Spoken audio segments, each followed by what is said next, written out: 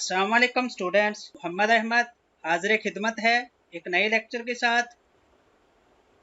हमारा टॉपिक है एक्सरसाइज 1.3 का क्वेश्चन नंबर 1 और क्वेश्चन नंबर 2।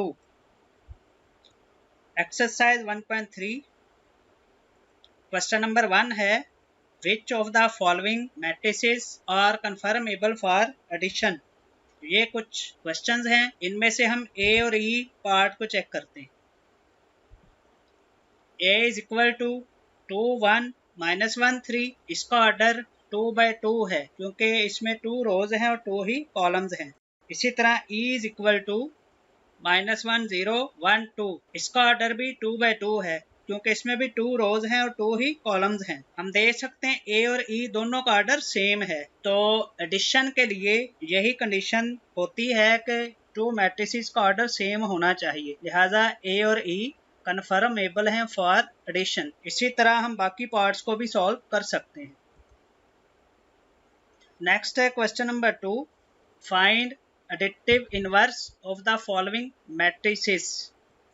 तो ये कुछ क्वेश्चंस हैं, इनमें से हम बी पार्ट को चेक करेंगे। B is equal to 1 0 -1 2 -1 3 3 -2 1। Additive inverse find करने के लिए हमने उसी मैट्रिक्स का नेगेटिव मैट्रिक्स बनाना होता है। तो नेगेटिव मैट्रिक्स बनाने के लिए बी को हम माइनस के साथ मल्टीप्लाई करेंगे, तो इसी तरह मैट्रिक्स के साथ भी मल्टीप्लाई होगा।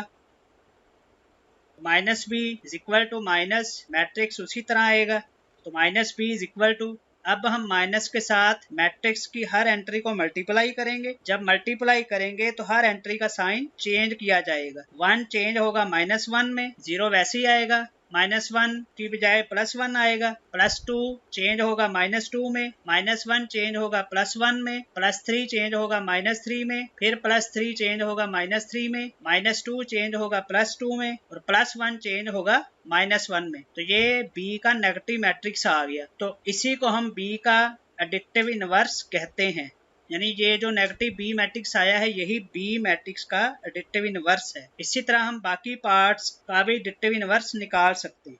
इसके साथ ही हमारा लेक्चर कंप्लीट हुआ। इंशाल्लाह नेक्स्ट लेक्चर में मिलते हैं, जिसमें हम जानेंगे एक्सरसाइज 1.3 का क्वेश्चन नंबर 3 और 4 के बारे में।